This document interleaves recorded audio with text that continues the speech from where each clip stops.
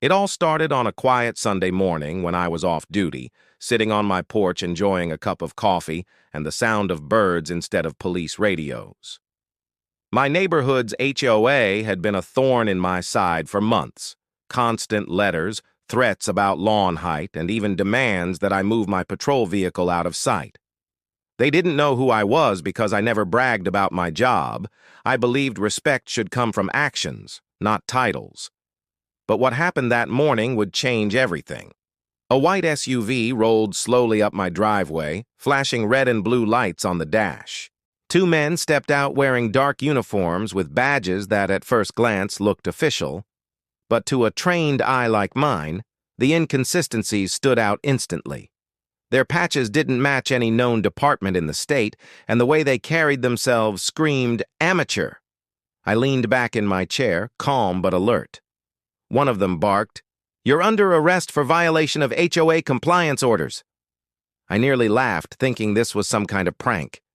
But then I saw the handcuffs in his hand, cheap, fake, aluminum ones you could buy at a novelty store, and realized this wasn't a joke. I stood up slowly and asked, "Which department are you with?" The taller one said, "Community Enforcement Division." That's when my suspicion turned into certainty. There's no such division anywhere in our jurisdiction. My years of police training kicked in. I noted their fake name tags, unmarked car, and the absence of any serial number on their so-called badges. But I played along. "All right, gentlemen," I said. "You have the right to remain silent if you actually knew what that meant." They looked confused. "What?" one of them asked. That's when I smiled and reached into my back pocket, pulling out my real badge, polished, engraved, and undeniably authentic. "Chief of Police, County Department. You two just committed impersonation of an officer and attempted unlawful detainment." Their faces went pale. One tried to explain, stumbling over his words, saying the HOA president had ordered them to enforce the rules. I asked, "So your HOA president thinks she can deputize civilians to make arrests now?" They froze, realizing how deep in trouble they were. I took out my phone-hit record and began documenting everything. Names, faces, license plate, even the fake citation they brought, which was printed on regular paper and stamped with a logo that looked like it was designed in Microsoft Paint. I called dispatch and requested backup. 2 marked patrol cars pulled up within minutes. My officers recognized me immediately and knew something serious was unfolding. The fake officers started sweating bullets. They tried to run, but my officers cornered them before they reached the SUV. As they were being handcuffed for real this time, one shouted, "The HOA president said it was legal. She told us we had authority." I told him, "That's what you get for believing someone who's used to bullying homeowners, not running law enforcement."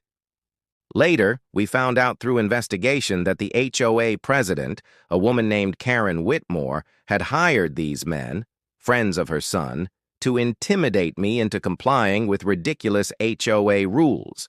Apparently, she'd been furious that I parked my department vehicle in front of my own home, claiming it made the neighborhood look like a crime zone. What she didn't realize was that my vehicle deterred actual crime in the area. Burglary rates had dropped ever since I moved in. But Karen wanted control, and when letters and fines didn't work, she decided to stage a fake arrest. At the precinct, during interrogation, the 2 fake officers confessed everything. They showed us text messages where Karen promised them a small bonus and even printed authorization letters claiming to give them limited police power within the HOA's jurisdiction. It was laughable, but also deeply concerning. This was a blatant case of impersonating law enforcement, conspiracy to kidnap, and attempted coercion. When the story hit the local news, it spread like wildfire. People couldn't believe an HOA had gone that far. The headline read, "Homeowner exposes HOA's fake police sting. Turns out he's the real chief." It became the most talked-about story in the county. Residents from nearby neighborhoods started reaching out to me, sharing their own horror stories about HOA abuses, illegal fines, privacy invasions, threats of foreclosure for small infractions. It was eye-opening to see how many people felt powerless against these so-called neighborhood boards. I decided to take it further. Using my authority, I launched a formal investigation into the HOA's operations. We discovered that not only were they misusing funds, but several board members had been involved in shady dealings, double-charging residents, manipulating maintenance contracts, and forging signatures on meeting minutes. I built the case meticulously, collecting every document, recording every statement.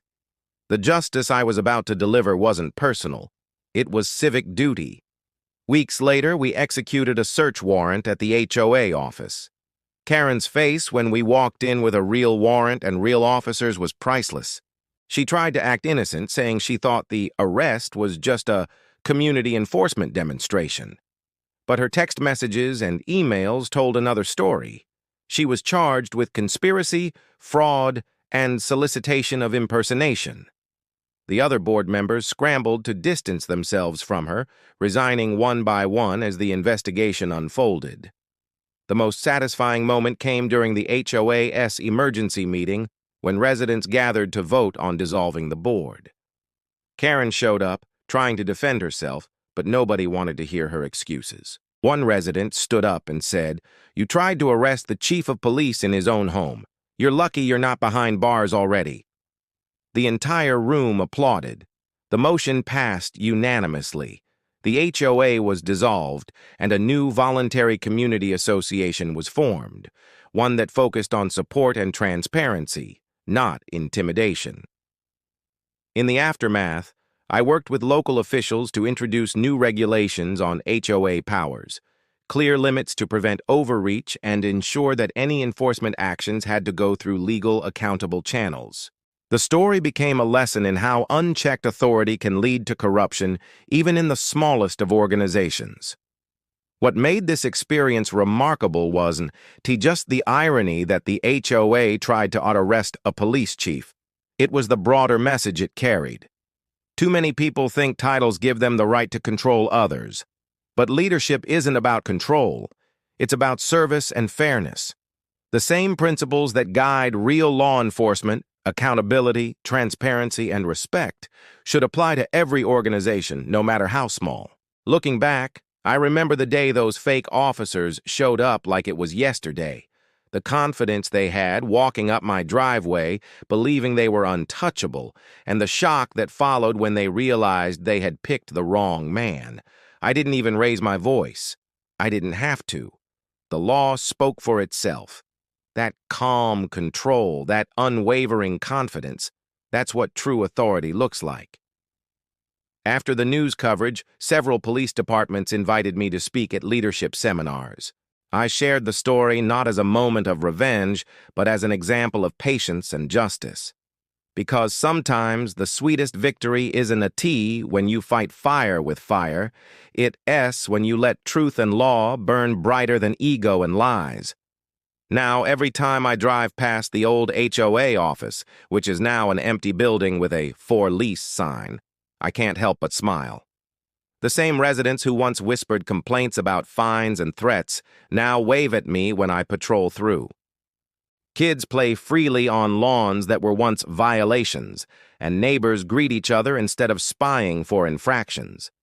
Peace returned, not through force, but through exposure and accountability. The fake officers ended up with community service and probation after pleading guilty.